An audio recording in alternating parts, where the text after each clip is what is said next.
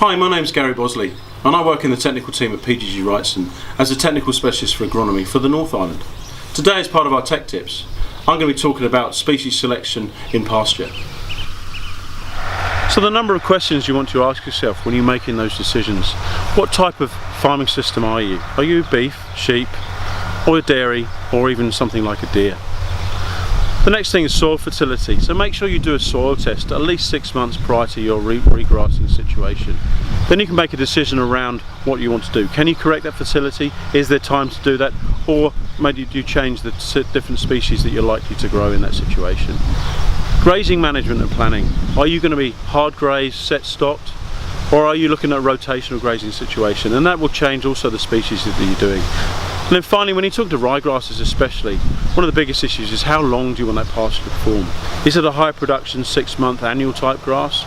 Are we looking at Italians? Are they short rotation, long rotation, lasting between 3 and 5 years? Or are we looking at a permanent type pasture? And by permanent I mean 5 to 8 years before those sorts of perennial ryegrasses start to change, or other species as well.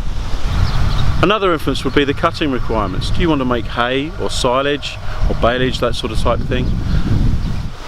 In drought-prone areas, think about species with a larger root mass. Ryegrass struggles to perform when we've got hot, dry conditions, so the addition of cocksfoot as a small percentage of the mix can improve its ability to perform through those hot, dry conditions. In areas where we get hot, dry summers, species like tall fescue really come into their own. With a large root mass, they deliver much higher feed values than ryegrasses in those more challenging growth situations. So they're another one to think about as well.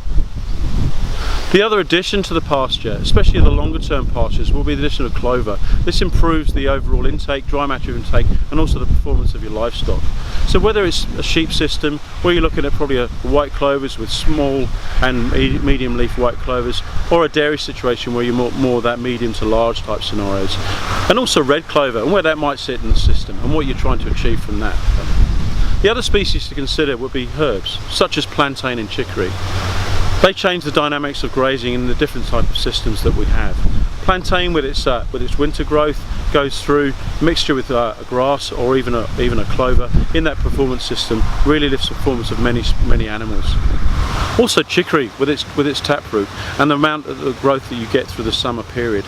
You're mixing that with crops like red clover, especially in the sheep fattening system, really do work very well. And if you have any more questions about selecting the right species for your pasture, then please come along to one of our PGG Wrightson stores and speak to one of our technical field representatives.